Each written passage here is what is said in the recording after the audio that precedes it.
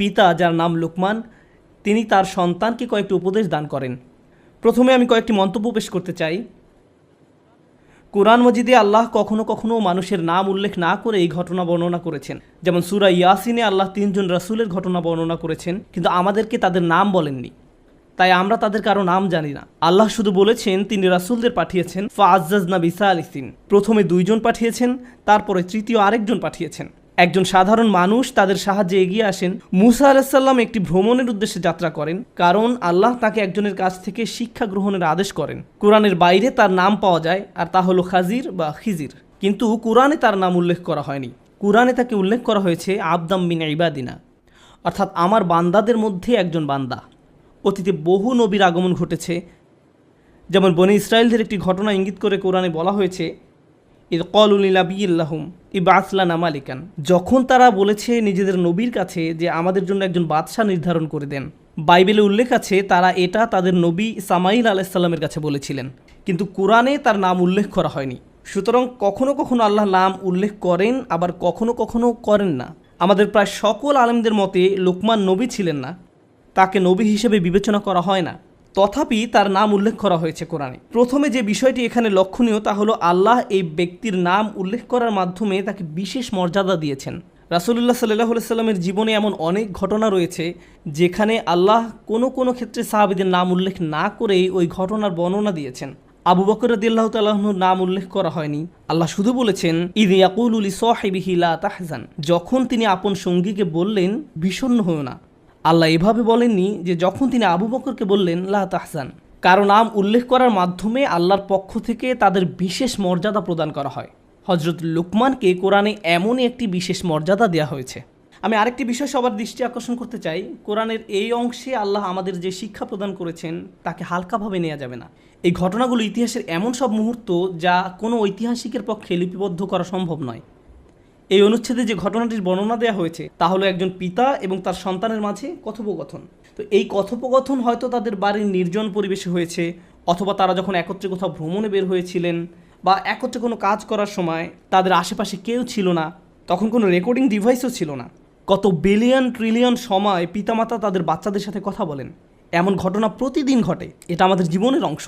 তথাপি এই একটি আলোচনাকে আল্লাহ এত গুরুত্ব দিলেন যে মানবজাতি এই কথোপকথন থেকে কিয়ামত পর্যন্ত হিদায়াত পেতে থাকবে। তাই তিনি এই কথোপকথনকে কোরআনের অংশ করে দিলেন।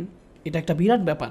আল্লাহ এমন একজনকে সেলিব্রিটি বানিয়ে দিলেন যার সম্পর্কে অন্য কোনোভাবে জানা সম্ভব ছিল না। আল্লাহ এই কথোপকথনটিকে চিরস্থায়ী বানিয়ে দিলেন, অন্যথায় এই সম্পর্কে জানা আমাদের পক্ষে সম্ভব ছিল না। কোরআন থেকে যখন আমরা কিছু শিখব বা জানব, আমাদের একটু পেছনে সরে এসে প্রথমে এটার তারিফ করা উচিত, উপলব্ধি করা উচিত যে আল্লাহ আমাদের কত বড় উপকার করেছেন।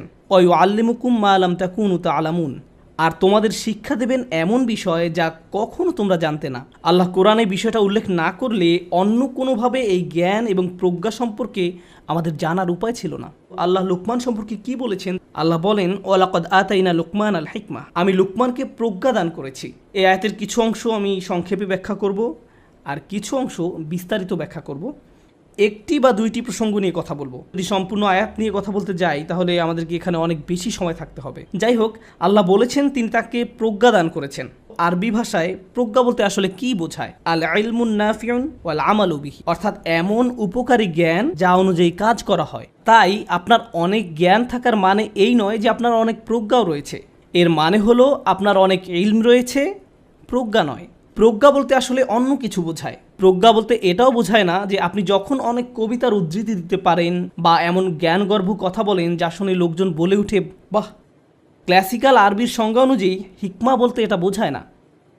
হিকমা বা প্রজ্ঞা হলো সত্যটাকে গভীরভাবে জানা এবং সে অনুযায়ী জীবনযাপন করা। অতীতের মানুষ হিকমা বলতে এটাই বুঝতেন।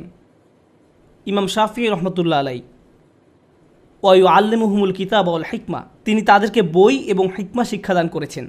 তিনি এই আয়াতে হিকমা বলতে রসুল সাল্লাল্লাহু আলাইহি সাল্লামের সুন্নাহকে বোঝাতেন, কারণ সুন্নাহ হলো কোরআনের জ্ঞানের বাস্তব প্রয়োগ। তাই তিনি এই কানেকশনটি সহজেই বুঝতে পারলেন, আর তাই তার মতে হিকমা হলো সুন্নাহ। যাই হোক, আল্লাহ বলেন আমি লোকমানকে প্রজ্ঞা দান করেছি। তার যে শুধু জ্ঞান ছিল তা নয়, তিনি সে অনুযায়ী তার জীবনও পরিচালনা করতেন। এরপর আল্লাহ এই মানুষটির সম্পূর্ণ জীবনের একটি সারাংশ তুলে ধরেন। অর্থাৎ একজন মানুষের উপকারী জ্ঞান থাকার মানে কি? এই সব কিছুর সারাংশ হলো আনিশকুরলিল্লাহ, আল্লাহর প্রতি কৃতজ্ঞ হও। আরবি বাক্যের ধরন অনুযায়ী বাক্যটি এমন হওয়ার কথা ছিল ওয়ালাকাদ আতাইনা লুকমান আল হিকমা আন ইয়াশকুরা লিল্লাহ, কিন্তু এখানে আনিশকুরলিল্লাহ বলে আমর বা আদেশের দিকে তাৎক্ষণিক প্রত্যাবর্তন করা হয়েছে, আল্লাহর প্রতি কৃতজ্ঞ হও, যেন এখানে একটি আদেশ দেওয়া হয়েছে। অর্থাৎ লোকমান এমন একটি জীবন অতিবাহিত করেছেন যেখানে তিনি বারবার নিজেকেই নিজে বলেছেন আল্লাহর প্রতি কৃতজ্ঞ হও, আল্লাহর প্রতি কৃতজ্ঞ হও। আল্লাহ তাকে এমন প্রজ্ঞা দিয়েছেন যে তিনি নিজেই নিজেকে বলতেন আল্লাহর প্রতি কৃতজ্ঞ হও। বাক্যটি আদেশ সূচক। যারা নাহু জানেন তাদের জন্য বলছি, এটা গুরুত্বপূর্ণ, কেননা আমরা জীবনে এমন পরিস্থিতিতে পড়তে পারি যখন আমরা শুধু আমাদের সামনের সমস্যাগুলোর দিকেই তাকাবো। আল্লাহ বলেন লাকাদ খলাকনাল ইনসানা ফি কাবাদ। আল্লাহ মানুষকে সমস্যা, চাপ, হতাশা, উদ্বেগের মধ্যে নিমজ্জিত করেই সৃষ্টি করেছেন। আমাদের চারপাশ সমস্যায় পরিপূর্ণ, আর যখন আমরা এরকম সমস্যায় পড়ি তখন আমাদের সম্মুখের নেতিবাচক বিষয়গুলো নিয়ে আমরা আচ্ছন্ন হয়ে পড়ি। ঠিক সে সময় কৃতজ্ঞ হওয়ার মতো কোনো কিছু আমরা খুঁজেই পাই না, এটা অসম্ভব হয়ে পড়ে। নেতিবাচক বিষয়গুলো নিয়ে আচ্ছন্ন থেকে একই সময়ে আপনার পক্ষে কৃতজ্ঞ হওয়া একেবারে অসম্ভব। এই দুইটা বিষয় একসাথে অবস্থান করতে পারে না। আপনি কেবল তখনই কৃতজ্ঞ হন যখন আপনার জীবনে ভালো কিছু ঘটে, বা আপনি বুঝতে পারছেন যে ভালো কিছু ঘটতে যাচ্ছে। যেমন কেউ কিছু উপহার দিলে বলেন ধন্যবাদ, সহজ বিষয়, কঠিন কিছু না। তো লুকমান আলাইহিস সালাম সবসময় নিজেকে এভাবে বুঝাতেন যে আমার চারপাশের পরিবেশ পরিস্থিতি যাই হোক না কেন, আমাকে আমার জীবনের দিকে তাকিয়ে দেখতে হবে এই মুহূর্তে আমি কোন জিনিসের জন্য কৃতজ্ঞ থাকব। আল্লাহ আজ্জা ওয়া জাল্লা আমাদের বলছেন ইন্নাল ইনসানা লাযালুমুন কাফফার, নিশ্চয়ই মানুষ অত্যন্ত অন্যায়কারী, অকৃতজ্ঞ। কোন দিক থেকে আমরা চরম অকৃতজ্ঞ? আমরা সর্বাবস্থায় অভিযোগ করার কোনো না কোনো একটা কারণ খুঁজে পাই সব সময়। কেউ যদি জিজ্ঞেস করে ভাই কী নিয়ে চিন্তা করছেন এখন, না না ভাই কিছু নিয়ে চিন্তা করছি না, সব ঠিক আছে। আর সমস্যা নেই, আপনি আমাকে বলতে পারেন, ঠিক আছে শোনো তাহলে, বর্তমানে আমি অমুক অমুক অমুক অমুক সমস্যা জর্জরিত। এভাবে আপনার সমস্যাগুলোর একটা বিশাল লিস্ট ধরে দিবেন তাকে। যেমন এখানকার পরিবেশ মারাত্মক গরম, আমি ক্যালিফোর্নিয়াতে বাস করতাম, এখন টেক্সাসের আবহাওয়া খুবই গরম, টাকার সমস্যা, স্বাস্থ্যকেন্দ্রিক সমস্যা, ব্যক্তিগত সমস্যা, শিক্ষা চাকরি এই নিয়ে সমস্যা, এভাবে নানান রকমের সমস্যার কথা আমরা তুলে ধরি। এভাবে চিন্তা না করে আপনি যদি একটু থেমে নিজেকে প্রশ্ন করেন এই মুহূর্তে আমি কোন কোন বিষয়ের জন্য কৃতজ্ঞ থাকতে পারি, এটা আসলে কঠিন একটা অনুশীলন। আমি এই মুহূর্তে কিছুই চিন্তা করতে পারছি না। ইসলাম সম্পর্কে আপনার যতই জ্ঞান থাকুক না কেন, আপনার যত বড় দাড়ি থাকুক না কেন, বা আপনি যত শক্ত হিজাবই পরিধান করেন না কেন, এই কৃতজ্ঞ হওয়ার সাথে আমাদের বাহ্যিক ইসলামের কোনো সম্পর্ক নেই। এর সম্পর্ক আমাদের অন্তরের সাথে। আপনি হয়তো কোরআনে হাফিজ হতে পারি, আমাদের সারা দুনিয়ার সকল জ্ঞান থাকতে পারে, কিন্তু সব সময় নেগেটিভ চিন্তা করার কারণে অন্তর থেকে কৃতজ্ঞতা বোধ হারিয়ে যেতে পারে। চলুন শুকর শব্দটি নিয়ে গভীরভাবে বোঝার চেষ্টা করি। শুকর হামদের চেয়ে ভিন্ন। কোরআন শুরু হয়েছে আলহামদুলিল্লাহ দিয়ে। হামদ শব্দটি দিয়ে দুটি বিষয় বোঝায়, বিষয়টি মনে রাখুন। আমি জানি খুতবায় আমি অনেক কিছু বলি, তার থেকে কিছু বিষয় এখান থেকে চলে যাওয়ার পরেও মনে রাখুন। সেরকম একটা বিষয় হলো হামদ দিয়ে দুটি বিষয় বোঝায়, প্রশংসা এবং কৃতজ্ঞতা। প্রশংসা এবং কৃতজ্ঞতা এর মানে কি? আপনি যখন পাশ দিয়ে একটি সুন্দর গাড়ি চলে যেতে দেখেন, হয়তো বলে ওঠেন গাড়িটা অনেক সুন্দর। আপনি তো আর গাড়িটার প্রতি কৃতজ্ঞতা প্রকাশ করেন না, আপনি শুধু গাড়িটার প্রশংসা করেন। কিন্তু কেউ যদি আপনাকে সুন্দর একটি গাড়ি উপহার দেয় তখন কি করেন? তাকে বলেন থ্যাংক ইউ। এর নাম কৃতজ্ঞতা। কখনো কখনো আপনি কৃতজ্ঞ হওয়া ছাড়াও প্রশংসা করতে পারেন, আবার কখনো কখনো আপনি প্রশংসা না করেই কৃতজ্ঞতা প্রকাশ করতে পারেন। এরকমও ঘটে। যেমন ইব্রাহিম আলাইহিস সালাম তার পিতার প্রতি কৃতজ্ঞ ছিলেন, যেহেতু তার পিতা তাকে বড় করেছেন, কিন্তু তার বাবার প্রশংসা করতে যাবেন না, কেননা তার বাবা মূর্তি তৈরি করতেন। প্রশংসা না করেই তার প্রতি কৃতজ্ঞ থাকতে পারেন। মুসা আলাইহিস সালাম ফেরাউনের প্রতি কৃতজ্ঞ ছিলেন, যেহেতু ফেরাউনের ঘরে তিনি বড় হয়েছেন, কিন্তু তার মানে এই নয় যে তিনি ফেরাউনের প্রশংসা করতে যাবেন। যেমন কখনো কাউকে যদি ধন্যবাদ জানান, সে চায় আপনি তার প্রশংসাও করবেন, কিন্তু আল্লাহর সাথে ব্যাপারটা ভিন্ন। আল্লাহর সাথে প্রশংসা এবং কৃতজ্ঞতা সবসময় একত্রে ব্যবহৃত হয়। কিন্তু আজকের আলোচ্য আয়াতগুলো আসলে প্রশংসা সম্পর্কে নয়, কারণ এখানে আনিহমাদ লিল্লাহ বলা হয়নি। খেয়াল করেছেন তো? এখানে বলা হয়েছে আনিশকুর লিল্লাহ, শুধু কৃতজ্ঞতা, জাস্ট কৃতজ্ঞ হওয়া। আমরা আল্লাহর প্রশংসার দিকে যাচ্ছি না। যখন কৃতজ্ঞতা এবং প্রশংসা একত্রিত হয় তখন আমরা বলি হামদ। এটা আসলে হামদের পূর্বের ধারণা। এই কৃতজ্ঞতা হলো আল্লাহর সাথে আমাদের সম্পর্ক তৈরির প্রথম পদক্ষেপ। আমরা যদি আমাদের লক্ষ্যে পৌঁছাতে চাই, আমাকে আমার নিজের সাথে, আপনাকে আপনার নিজের সাথে আলোচনা করতে হবে যে কোন কোন জিনিসের জন্য আমরা আল্লাহর প্রতি কৃতজ্ঞতা প্রকাশ করব। আনিশকুর লিল্লাহ। আমি আপনাদের পূর্বেই বলেছিলাম, প্রজ্ঞা মানে শুধু উপকারী জ্ঞান নয়, এটা শুধু উচ্চমানের চিন্তার নাম নয়, এর সম্পর্ক জ্ঞান অনুযায়ী আপনার আচরণ কতটুকু পরিবর্তিত হচ্ছে তার সাথে সম্পর্কযুক্ত। আপনারা সম্ভবত এই কথাটি বহুবার শুনেছেন, গ্লাস কি অর্ধেক খালি নাকি অর্ধেক পূর্ণ? যে সবসময় আল্লাহর প্রশংসা করে সে অর্ধেক পানি পেয়েই আল্লাহর প্রশংসা করবে, আর যে অকৃতজ্ঞ সে বলবে গ্লাসটি কেন পরিপূর্ণ না, পানি কেন ঠান্ডা নয়, কেন এই রুমটি এত গরম। অসম্পূর্ণতা নিয়ে সব অভিযোগ। যে আল্লাহর প্রতি কৃতজ্ঞ নয় তার মনোভঙ্গি এমনই, সে এমন আচরণই রপ্ত করে। তারপর আল্লাহ বলেন, তিনি বলেন ওমা ইয়াশকুর ফা ইন্নামা ইয়াশকুরু লিনাফসিহ, যে কৃতজ্ঞতা প্রকাশ করে, অর্থাৎ শুধু লোকমান আলাইহিস সালাম নয়, যে কেউ কৃতজ্ঞতা প্রকাশ করে সে তা নিজের কল্যাণেই করে। হয় আমি সবসময় লোভী এবং অসুখী, যেমন আমি আমার সম্পর্কগুলো নিয়ে অসুখী, আমার সন্তানদের নিয়ে অসুখী, আমার পিতামাতাকে নিয়ে অসুখী, বন্ধুদের নিয়ে অসুখী, চাকরি নিয়ে অসন্তুষ্ট, যে জামা কাপড়গুলো পরিধান করি তা নিয়ে অসন্তুষ্ট, আমার চেহারা নিয়ে অসন্তুষ্ট, পড়ালেখা নিয়ে অসন্তুষ্ট, আমার সম্পর্কে মানুষের মতামত নিয়ে আমি অসন্তুষ্ট। এভাবে সব সময় আমি কিছু না কিছু নিয়ে অসন্তুষ্ট থাকি। আমি এমনই। আপনার অবস্থা যদি এমন হয়, আপনি সারাক্ষণ যদি বিভিন্ন জিনিস কামনা করতে থাকেন, এই আয়াতটি আমাদের শিক্ষা দিচ্ছে যে আপনি এর মাধ্যমে আসলে নিজেকেই কষ্ট দিচ্ছেন। আপনি নেগেটিভ চিন্তার মাঝে নিজেকে ডুবিয়ে রাখছেন, আর এটা আপনাকে অসার নিস্তেজ বানিয়ে ফেলছে। প্রকৃতপক্ষে কৃতজ্ঞতার জিন্দেগি পরিত্রাণ নিয়ে আসে। এটা আপনাকে নেগেটিভ চিন্তা থেকে মুক্তি দান করে, ফলে আপনি অনেক বেশি কর্মক্ষম থাকেন, সক্রিয় থাকেন। কৃতজ্ঞতা আপনাকে মানসিক শক্তি দান করে, আশাবাদী করে তোলে, উজ্জীবিত করে তোলে। আপনি এমন সব কাজ করতে পারেন যা অন্যথায় সম্ভব হতো না। আমার অভিজ্ঞতা হলো, আশা করি আপনাদের অভিজ্ঞতা এমন নয়, দুর্ভাগ্যক্রমে মুসলিম উম্মাহ হিসেবে আমরা নেতিবাচক চিন্তায় আসক্ত হয়ে পড়েছি। আমরা নেতিবাচকতায় এমন আসক্ত যে কাউকে উম্মার জন্য কিছু করতে দেখলে বলি, কী লাভ এসব করে, কোনো কিছুরই পরিবর্তন হবে না। তার কাজে ভালো কিছু দেখার পরিবর্তে আমরা বলি, আরে ভাই এতে কোনো লাভ হবে না, কোনো লাভ হবে না, অমুক অমুক সমস্যাগুলোর তো কোনো সমাধান হয়নি। ফিরে আসো, আমাদের সাথে নেগেটিভ ক্লাবে যোগ দাও, তুমি এত পজিটিভ চিন্তা কেন করো? অর্থাৎ কাউকে পজিটিভ দেখলে আমাদের কেমন যেন একটা গা জ্বালা করে। জিনিসটা তো এরকম হওয়ার কথা নয়, কেন আমরা তাকে আবার নেগেটিভ জগতে ফিরিয়ে আনছি না? দুঃখজনকভাবে কখনো কখনো এই মনোভাব এমন মানুষদের মাঝে দেখা যায় যাদেরকে আমরা অনুসরণ করি, যেমন পিতামাতা। যখন একজন পিতা সবসময় নেতিবাচক চিন্তা করেন, যখন মা সবসময় নেগেটিভ চিন্তায় ডুবে থাকেন, কিভাবে সেই পরিবারে কৃতজ্ঞ ছেলে মেয়ে বেড়ে উঠবে? তারা যদি আপনাকে সবসময় অভিযোগ করতে দেখে, সব সময় আপনাকে দুঃখ ভারাক্রান্ত দেখে, আপনার বাচ্চারা যদি আপনাকে কখনো কোনো কিছুর জন্য কৃতজ্ঞ হতে না দেখে, কার কাছ থেকে তারা কৃতজ্ঞতা শিখবে? এমন অনেক মুসলিম আমার কাছে আসে যারা নিজেদের ধার্মিক মুসলিম হিসেবে পরিচয় প্রদান করে না। আমি আপনার কিছু ভিডিও দেখেছি, কিন্তু আমি আসলে কখনো মসজিদে যাই না।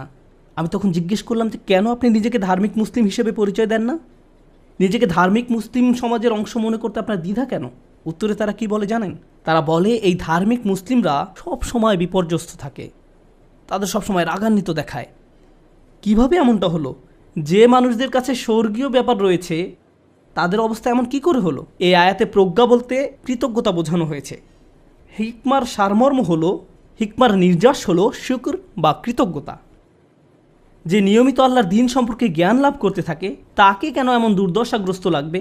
মূলত আপনি যত বেশি কৃতজ্ঞ হবেন আপনাকে তত বেশি ইতিবাচক দেখাবে। সব সময় সব কিছুতেই আপনি ইতিবাচক দিকটি খুঁজে পাবেন। এমনকি যখন আমরা দুঃখ ভারাক্রান্ত হয়ে পড়ি তখন আমরা নিজেদের এই বলে প্রবোধ দেব যে আমি এই মুহূর্তে কোন কোন বিষয়ের জন্য কৃতজ্ঞ থাকতে পারি। তারপর নিজের মনকে শক্ত করে আবার দাঁড়িয়ে যান। এখন আমার মুসা আলাইহিস সালামের কথা মনে পড়ে গেল। আমি আসলে সব সময় মুসা আলাইহিস সালামের এই ঘটনাটি দ্বারা অনুপ্রাণিত হই। তিনি নীল নদ পার হয়ে অপর প্রান্তে চলে গেলেন, তার সাথে বনি ইসরায়েলের হাজার হাজার মানুষ, আর সবাই ঘরবাড়িহীন, নিঃস্ব। তার উপর তারা মরুভূমিতে বিচরণ করছেন, তাদের মাথার উপর কোনো ছাদ নেই। পুরুষ, নারী, শিশু, বৃদ্ধ সবাই হয়তো কষ্টে কান্নাকাটি করছে। আমরা এখন টেক্সাসের 100 ডিগ্রি ফারেনহাইট তাপমাত্রায় 20 মিনিট থাকতে পারি না, বলে উঠি আমাকে এখনই বাসায় যেতে হবে। আর তারা মরুভূমিতে বাস করছেন। এখন মুসা আলাইহিস সালাম তাদেরকে শান্ত করার লক্ষ্যে তাদের উদ্দেশ্যে বক্তব্য দিবেন। তিনি তাদেরকে বললেন, লা ইন শাকারতুম লা আযীদান্নাকুম, যদি তোমরা কৃতজ্ঞ হও আমি তোমাদের বাড়িয়ে দেব। আমি ভেবেছিলাম যে তিনি তাদের ধৈর্য ধরা নিয়ে খুতবা দিবেন, কিন্তু না, তিনি তাদের উদ্দেশ্যে কৃতজ্ঞতা নিয়ে খুতবা দিলেন। কেউ হয়তো বলতে পারে, আরে আমরা কি নিয়ে কৃতজ্ঞ হব? আবহাওয়ার অবস্থা দেখেছো, আমাদের বাচ্চাদের অবস্থা, আমরা ক্ষুধায় কাতর, গায়ের জামাটা ছাড়া আর কোনো জামা নেই, আমাদের কোনো খাবার নেই। কৃতজ্ঞ? কিসের জন্য কৃতজ্ঞ হব? আপনি যদি একটু থেমে চিন্তা করেন, কারণ ফেরাউনের বাহিনী তোমাদের হত্যা করতে পারেনি, অথবা তোমরা ডুবে যাওনি, অথবা তোমরা এখন আর মিশরীয়দের দাস নও, তোমাদের বাচ্চাদের আর জবাই করা হচ্ছে না, তোমাদের মহিলাদের আর নিপীড়িত জীবনযাপন করতে হচ্ছে না, চোখের সামনে মহিলাদের নির্যাতিত হওয়ার দৃশ্য আর পুরুষদের দেখতে হচ্ছে না, তোমরা এই সব কিছুর জন্য কৃতজ্ঞ নও? অভিযোগ করছো? কৃতজ্ঞ হওয়ার জন্য আপনি সব সময় কিছু না কিছু খুঁজে পাবেনই। সব সময় এমন কিছু পাবেন যা আরও খারাপ হতে পারত। সুতরাং এই ধরনের প্রজ্ঞা নিয়ে বেঁচে থাকা খুবই কঠিন। কিন্তু কেউ যদি এভাবে জীবনযাপন করতে পারে তাহলে সে শুধু নিজেরই উপকার করলো। অমাইয়াশকুর ফা ইন্নামা ইয়াশকুরু লিনাফসিহি, যে কৃতজ্ঞতা প্রকাশ করে সে তা নিজের কল্যাণেই করে। আল্লাহ ওয়াদা করেছেন লা আযীদান্নাকুম, আমি তোমাদের আরও বেশি দান করব। আল্লাহ আপনার জীবনের প্রতিটি ক্ষেত্রেই আপনাকে সমৃদ্ধি দান করবেন, যেমন হেদায়েত, স্বাস্থ্য, রিজিক সহ সকল ক্ষেত্রে সব কিছুই ঠিক হয়ে যাবে যদি আমি আর আপনি আল্লাহর প্রতি কৃতজ্ঞ হতে পারি। এটাই এখানে প্রজ্ঞা। তারপর তিনি বলেন ওমান কাফারা ফা ইন্নাল্লাহা গানিয়্যুন হামিদ, আর যে কৃতজ্ঞ হয় আল্লাহ অভাবমুক্ত। আল্লাহ হলেন গানি এবং হামিদ, তিনি ধনী এবং প্রশংসিত। অর্থাৎ আপনার প্রশংসা তার দরকার নেই। মানুষের প্রশংসার দরকার হয়, কিন্তু আল্লাহর প্রশংসার দরকার নেই। কিছু মানুষ বলে, কেন আমি তার প্রতি কৃতজ্ঞ হব? তোমাদের প্রভুর কেন এত প্রশংসা দরকার হয়? সাধারণ নাস্তিকরাই প্রশ্ন করে, কেন তোমাদের রব সবসময় প্রশংসা করতে বলে? আল্লাহ বলেন তিনি হলেন গানি, তার কোনো কিছুর প্রয়োজন নেই, তার প্রশংসার দরকার পড়ে না। এটা তোমাদের জন্য। এই প্রশংসা করার মাধ্যমে তোমরাই উপকৃত হবে। তিনি হলেন হামিদ, তোমরা প্রশংসা করো বা না করো তিনিই প্রশংসার মালিক। শুধু শুকর বা কৃতজ্ঞতা নয়, বরং হামদ বা প্রশংসাও তার অধিকারভুক্ত। তিনি আপনার প্রশংসার জন্য অপেক্ষা করেন না। তারপর এই মানুষটি হযরত লোকমান, যিনি কৃতজ্ঞতা এবং শুকরিয়ার জিন্দেগি যাপন করতেন, আর এই দুইটি গুণ তার জীবনের সব কিছুতেই দীপ্তি ছড়িয়েছিল। তিনি কোনো কিছু সম্পাদন করতে গেলে এই গুণগুলো তার মনোভঙ্গি ঠিক করে দিত। আপনি কি কাজ করেন সেটা যেমন গুরুত্বপূর্ণ, তার চেয়েও বড় গুরুত্বপূর্ণ ব্যাপার হলো এই কাজের প্রতি আপনার মনোভঙ্গি কেমন। শুধু কি করেন তাই নয়, বরং কিভাবে করেন সেটাও গুরুত্বপূর্ণ। আপনারা উভয়ে বিসমিল্লাহ বলে খাওয়া শুরু করেছেন, সব কিছু দেখতে একই রকম, কিন্তু একজনের কৃতজ্ঞতার মনোভঙ্গি ছিল আর অন্যজনের সেটা ছিল না। একজন এই দুনিয়া এবং পরকাল উভয় জগতেই লাভবান হবে, অন্যজন হবে না। অন্যজন এই সমস্ত উপকারের দরজা বন্ধ করে রেখেছে, কারণ যে দৃষ্টিভঙ্গিতে সে খেয়েছিল সেটা কৃতজ্ঞতার দৃষ্টিভঙ্গি ছিল না। শুকর শুধু কাজের নাম নয়, এটা মনোভঙ্গিরও নাম। এখন তিনি তার ছেলেকে কি বললেন? ওয়াইজ ক্বালা লুকমানু লিইবনিহি ওয়া হুয়া ইয়াইযুহু। লুকমান যখন উপদেশ দেওয়ার সময় তার ছেলের দিকে ফিরে বললেন, হে আমার ছেলে, আমার প্রিয় সন্তান, লা তুশরিক বিল্লাহ, আল্লাহর সাথে শিরক করো না, আল্লাহর কোনো অংশীদার সাব্যস্ত করো না। কিন্তু আলোচনার সূত্রপাত তো শিরক দিয়ে হয়নি, মূর্তি পূজা নিয়ে তো এই কথাবার্তা শুরু হয়নি। আলোচনা তো ছিল কৃতজ্ঞ হওয়া নিয়ে। আমরা শাব্দিক দৃষ্টিকোণ থেকে একটি বিষয় এখানে শিখছি, শিরক এবং শুকর এর একটি শাব্দিক মিল আছে। কিন্তু আরেকটি বিষয় আমাদের এখানে জানতে হবে, আল্লাহ আমাদের এখানে শেখাচ্ছেন তার সাথে আমাদের সম্পর্কের মূল কেন্দ্রবিন্দু হলো আসলে কৃতজ্ঞতা। আমাদের আল্লাহর প্রতি যত ধরনের অনুভূতি রয়েছে, আমরা তার দাস, আমরা তাকে ভয় করি, আমরা তার কর্তৃত্ব মেনে নিয়েছি, আমরা জানি যে তিনি আমাদের সৃষ্টিকর্তা। এই সব কিছুই সত্য, কিন্তু এই সব কিছুর মাঝে আল্লাহর সাথে সত্যিকারের সম্পর্ক তৈরি করতে হলে আমাদের অন্তরে যা থাকতে হবে তা হলো কৃতজ্ঞতা বোধ। যদি অন্তরে এর উপস্থিতি না থাকে, তাহলে অন্তর এমন এক ধরনের শিরকের বসবাস হবে যার সাথে আমরা যুদ্ধ করে পারবো না। কারণ এটা দেখতে মূর্তির মতো নয়, এটাকে দেখতে মিথ্যে কোনো খোদার মতো মনে হয় না। এটা এমন এক ধরনের মূর্তি যার বসবাস অন্তরে। তো তিনি তার সন্তানকে বলেন, আল্লাহর সাথে শিরক করো না, আল্লাহর প্রতি অকৃতজ্ঞ হয়েও না বলার পরিবর্তে তিনি এই কথা বললেন, কারণ তিনি যেহেতু মনে করেন কৃতজ্ঞ হওয়াই আসলে প্রজ্ঞা, আল্লাহর পাশাপাশি কোনো কিছুকে স্থাপন করো না। আমরা এটা কিভাবে বুঝব? লুকমান তার ছেলেকে আসলে কী শিক্ষা দিচ্ছেন? প্রসঙ্গত এটা শুধু সন্তানের সাথে পিতার কথোপকথন নয়, বরং এটা এমন যে কারো জন্য হতে পারে যার অধীনে কেউ বাস করে। আপনার জীবনে যদি এমন কেউ থাকে যে আপনার কাছ থেকে প্রজ্ঞার তালাশ করে, বিশেষত আমি বাবাদের উদ্দেশ্যে বলছি, এমনকি এর বাইরেও, আপনি হয়তো বড় ভাই, আপনি এমন পজিশনে আছেন যেখানে অন্যরা আপনার অনুসরণ করে, সেক্ষেত্রে আপনার উচিত এই শিক্ষাটি তাদের নিকট পৌঁছে দেয়া। আমি নিজেকে এই প্রশ্নটি করি। আপনাদের কাউকে কাউকে আল্লাহ অনেক কিছু দিয়েছেন, যেমন আপনাদের হয়তো ভালো চাকরি আছে, ভালো ব্যবসা আছে, টাকার সমস্যা নেই, গাড়িও আছে, আপনার সব কিছুই আছে। ফলে আপনার বাচ্চাদের জীবন আপনার নিজের জীবনের চাইতেও অনেক বেশি সহজতর। কিন্তু আপনি যখন ছোট ছিলেন, আপনার জীবন এতটা সহজ ছিল না। আমার এখনও মনে আছে, ঈদের সময় আমরা বার্গার কিনতাম। আমরা একটা বার্গার কিনে পুরো পরিবার সবাই ভাগ করে খেতাম। এটাই ছিল আমাদের ঈদ। আমি আমার বোনের টুকরার দিকে তাকিয়ে থাকতাম, কারণ মাঝখানের টুকরাটা ছিল সবচেয়ে বড়। অনেক বাচ্চারা প্রথম টুকরাটা চায়, কিন্তু প্রথম টুকরাটিতে তো শুধুই রুটি। এখানে আসল কথা হলো, আমাদের বাচ্চারা এসব জানে না। তারা এভাবে বলে, আমি আমারটাতে চিজ চাই, আমারটাতে মেয়োনিজ চাই, কেউ বলে আমারটাতে চিজ না, পেঁয়াজ চাই। আমার বাল্যকাল আর তাদের বাল্যকাল একরকম নয়। তারা কষ্ট দেখে না। যখন আপনার টিনেজ বাচ্চা বলে, আমি ঠিক শিওর না কোন কলেজটাতে ভর্তি হব, কোন গাড়িটা যে পছন্দ করি, আপনার হয়তো তখন মনে পড়ে, ভাই আমি পাবলিক বাসে ধাক্কাধাক্কি করে কলেজে যেতাম, সকালবেলা পত্রিকা বিতরণ করতাম, কাজে 3 মিনিট দেরিতে পৌঁছানোর জন্য চাকরি হারিয়েছিলাম, আমি কোনো মতে টিউশন ফি দিতাম, বাসায় নিয়মিত বাজারও থাকতো না। আর আমার বাচ্চারা এখন বলছে তারা শিওর না কোন গাড়িটা কিনবে। আপনার মন চাচ্ছে দেয়ালে নিজের মাথা ফাটাতে, কারণ আমাদের বাচ্চারা মনে করে তাদের তো এমনিতেই সব কিছু পাওয়ার কথা।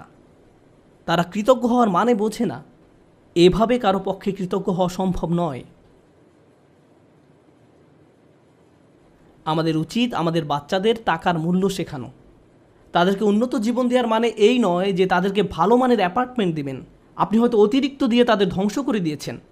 আপনার বাসা যদি খেলনায় পরিপূর্ণ থাকে আর তারা শুধু আরও নতুন নতুন খেলনা চায়, 2 দিন আগে কিনে দিয়েছেন সেটা ময়লার বাক্সে, তাহলে এই সব শেখার মানে কি? এই তিলাওয়াতের অর্থ কি?